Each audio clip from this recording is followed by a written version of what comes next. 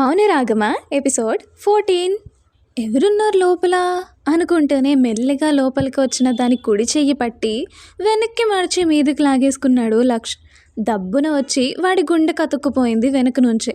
ఒక్క క్షణం దాని గుండె కాదు, దాని ఒళ్ళు కూడా అదిరింది వాడి సడన్ ప్రక్రియకి. మెల్లిగా వెనక గోడ కానుకుంటూ ఇంకొక చేత్తో దాని మెడపై వేలేసి మెల్లిగా రాస్తూ ఆల్మోస్ట్ వాడి పెదాల్ని దాని మెడకు తాకిస్తుంటే, ఎవరికోసం వెతుకుతున్నావే? నా కోసమే కదా.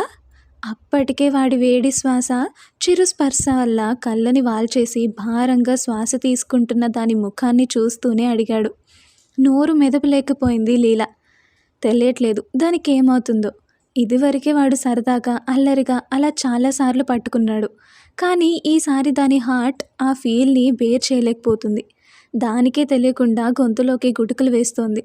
దానికే తెలియకుండా దాని హార్ట్ బీట్ ఎప్పుడు వేగాన్ని పుంజుకుందో తెలీదు. దాని పరిస్థితిని అంతా అర్థం చేసుకుంటూనే స్మూత్గా అద్దాడు వాడి పెదవుల్ని దాని మెడపై. ఒక్క క్షణం కరెంటు షాక్ కొట్టినంత పని అయింది. గాబరా వచ్చేస్తుంది. గొంతులో తడారిపోతుంది. వేస్తున్న గుటుకలను కూడా వేయలేకపోతుంది. నోటి మాట బయటికి రావడం లేదు.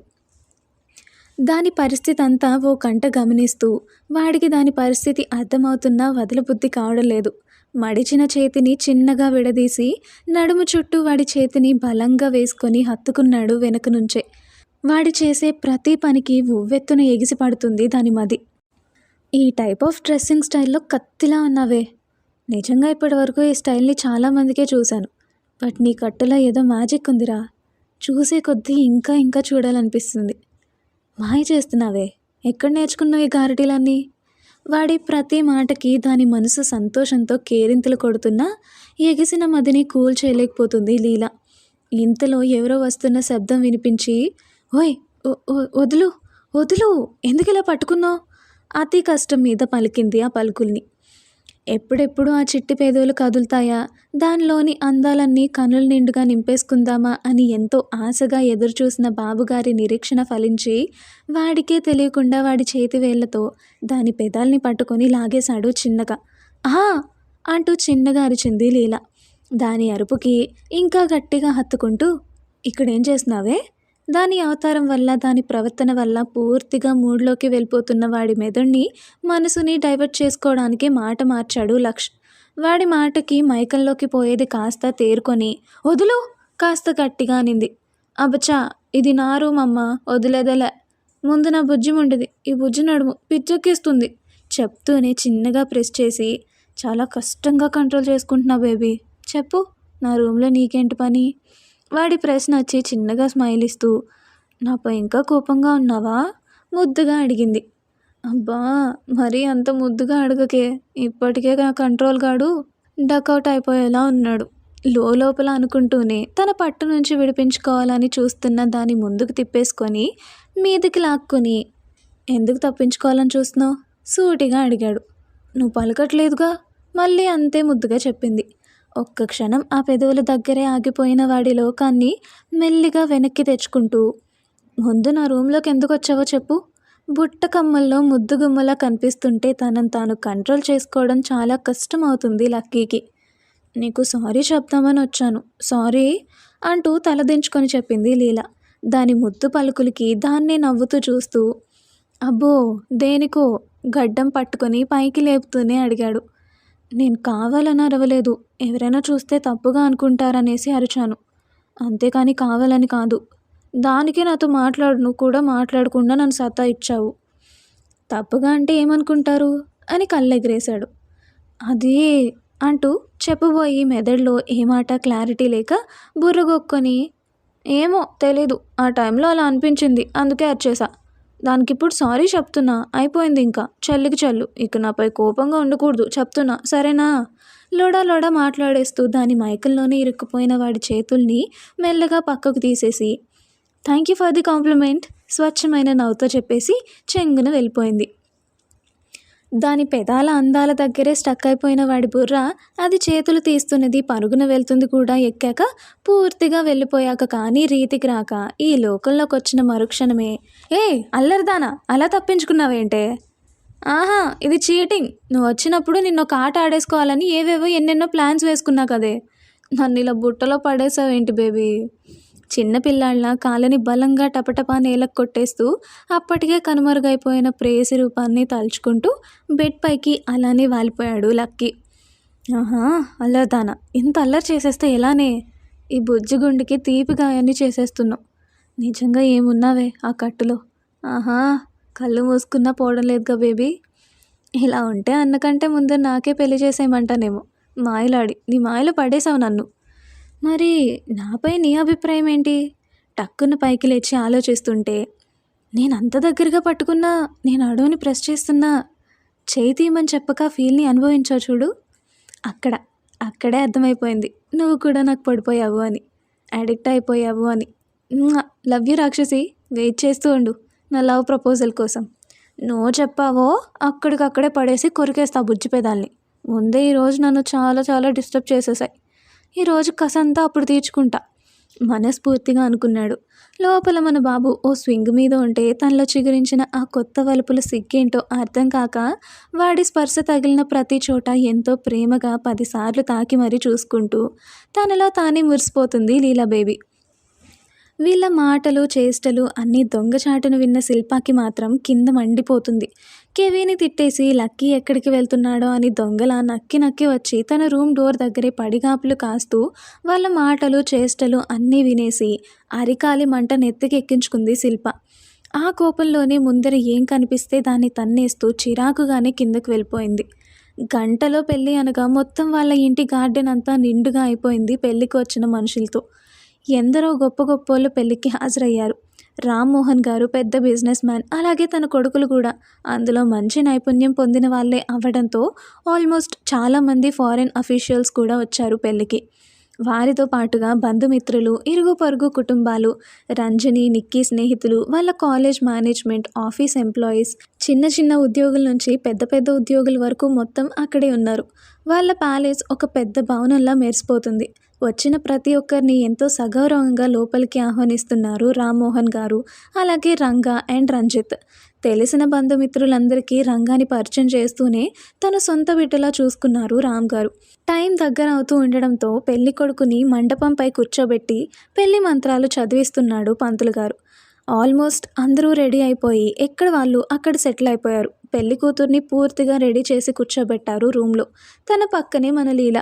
ఎవరి ప్రేయసులు ఎప్పుడెప్పుడు బయటకు వస్తారా, ఎప్పుడెప్పుడు చూసేద్దామా అని అన్నా తమ్ముళ్ళిద్దరూ 1000 కళ్ళు వేసుకొని తెగ ఎదురు చూస్తున్నారు. ఇంతలో ఫ్రెండ్స్తో ముచ్చట్లు వేసిన కేవీ చెవులకి గల్లు గల్లుమంటూ మువ్వల చప్పుడు వినిపించగానే అప్రయత్నంగా మెట్ల వైపుకి తిప్పాడు తలని. అక్కడ నిండు పట్టు గాగ్రా చోలీలో ఆల్చిప్పలోని చిన్ని ముత్యంలా మెరిసిపోతుంది నిక్కి.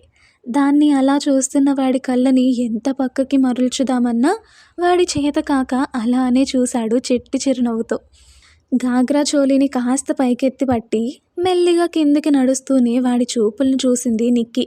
వాడి సూటి చూపుల్లో ఏదో తేడా కనిపించి వాటిలోని అర్థాల్ని చవిచూసేలోపు, నిక్కీ యు లుకింగ్ గార్జియస్ అంటూ వినిపించిన గొంతుకి వాడి ప్రేమ చూపుల్లోకి ఇరుక్కుపోవాల్సిన చూపుని కెవీ నుంచి మెయిన్ డోర్ వైపుగా సారించింది నిక్కీ. అక్కడ లాల్చీ పైజామాలో ప్రకాష్ కనిపించి, హాయ్ ప్రకాష్, వచ్చేసావా దా అంటూ నవ్వుతూ పలకరించి వాడి చేయి పట్టుకొని మండపం వైపుకి నడిపించింది. ఆ క్షణం, ఆ ఒకే ఒక్క క్షణం ఎందుకో వాడి మనసుని ఎవరో పట్టుకొని చితక్కొడుతున్నట్టే అనిపించింది కెవీకి. తనని దాటుకొని ముందుకు వెళ్ళిపోతున్న వాడి ఇంకో ప్రాణం వైపే తడిబారిన కళ్ళతో చూశాడు. వాడి బాధ అర్థమవుతుంటే, కామ్రా, కూల్గా ఉండు, ధైర్యం ఇచ్చాడు లక్కీ వెన్ను తడుతూ. అబ్బబ్బా మామ, అమ్మాయిలు ఏమున్నారా, నిజంగా ఒక్కొక్కరు తలతలమంటూ మెరిసిపోతున్నారు కదా. వాళ్ళ ఫ్రెండ్స్ గ్యాంగ్లో ఉన్న ఒకడు కామెంట్ ఇస్తుంటే, ఏడ్సావులే, అవంతా ప్లాస్టిక్ ముఖాలరా, మూతి నిండా సున్నం పూసుకుంటే ఎవరైనా అలానే కనిపిస్తారులే. ఇంకొకడు కౌంటర్ వేశాడు, అది నిజమే రోయ్, అవి తీసి చూస్తేనేగా తెలిసేది వాళ్ళ అసలు రంగేంటో. వత్తాసు పాడారు మిగతా ఇద్దరు. వాళ్ళ మాటలు వింటూ, అంతా అలా ఎందుకుంటారులేరా, కొంతమంది న్యాచురల్గా కూడా ఎంతో అందంగా ఉంటారు అన్నాడు లక్కీ. అబ్బచ్చా, ఎక్కడనైనా ఏది ఒక్కరిని చూపి. ఏ చూపించలేనా ఛాలెంజ్లా అన్నాడు లక్ష్. చూపించైతే రెచ్చగొట్టారు అంతా కలిసి. చెత్తనాయల్లారా, నా బేబీని చూస్తే అక్కడికక్కడ మైకం వచ్చి పడిపోతారా మీరు. చూస్తూ ఉండండి, వస్తుంది ఇంకాసేపట్లో లోపలే అనుకుంటుంటే ఇంతలో పంతులు గారు ముహూర్తం దగ్గర పడ్డంతో పెళ్లి కుమార్తెను తీసుకురండమ్మా అని కేక వేయడంతో వేణిని మెల్లగా నడిపించుకుంటూ వచ్చింది లీల. ఏంట్రా పలకవు? వాళ్ళ మాటలకి అంత రోషంగా అన్న మిత్రుడు ఇంతలోనే షట్ అయిపోయేసరికి కాస్త వెకిలిగా నవ్వుతూ కదిపి పిలుస్తుంటే, అటు చూడండిరా అంటూ మెట్లపై వస్తున్న ఇద్దరు బంగారు బొమ్మల్ని చూసి చిరునవ్వుతో చెప్పాడు లక్ష్.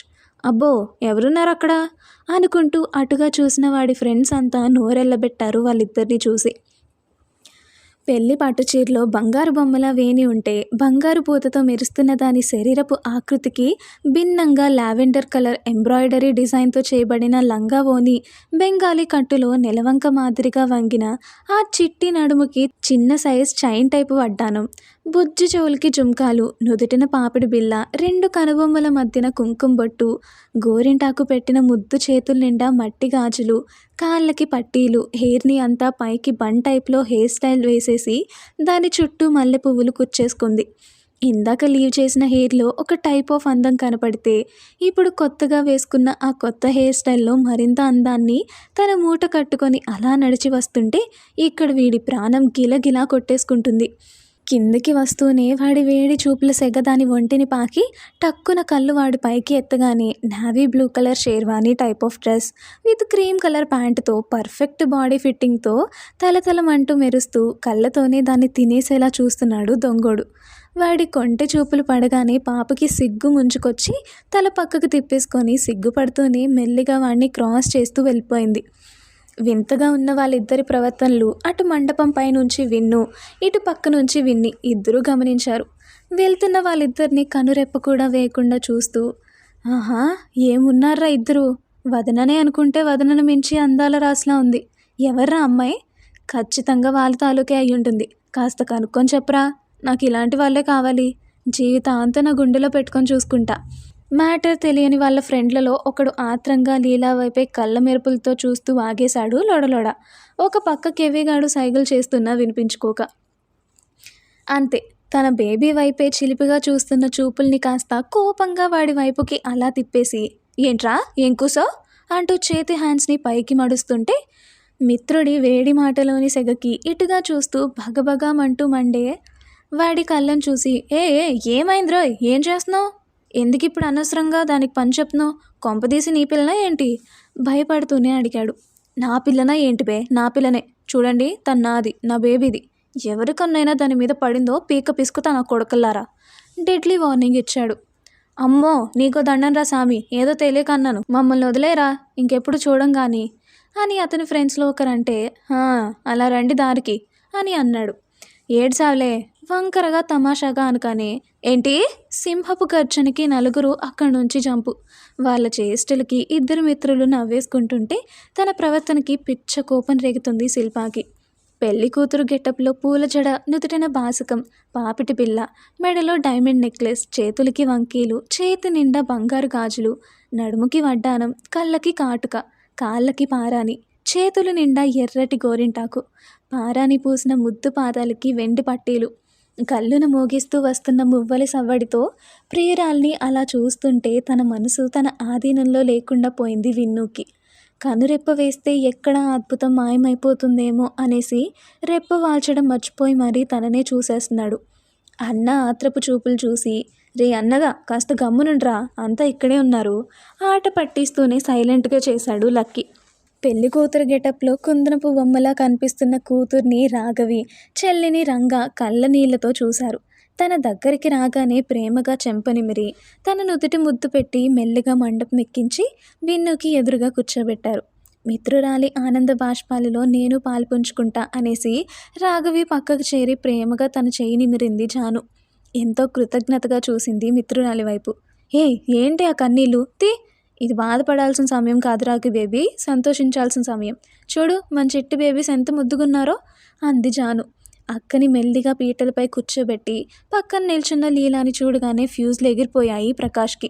వాడి కళ్ళు అసలు చూస్తున్నది నిజమేనా అన్నంత ఆశ్చర్యానికి లోనయ్యాయి. ఒళ్ళంతా చెమటలు పట్టేస్తున్నాయి. వాడికే తెలియకుండా వాడి బాడీ అంతా షేక్ అయిపోతుంటే పక్కనే ఉన్న నిక్కీ వాడి ఒంటి బెదురు చూసి, Prakash, are you all right? ఏమైంది అలా ఉన్నావు అని కంగారుగా అడుగుతుంటే లీలాని చూసిన వాడి కళ్ళు లీలా కాస్త పక్కకు జరిగి వేణిని చూడగానే పేలిపోయి, నిక్కీ నేను మళ్ళీ వస్తా, కాస్త అర్జెంట్ హడావిడిగా బయటికి వెళ్ళిపోతుంటే, అరే ఏమైంది ప్రకాష్?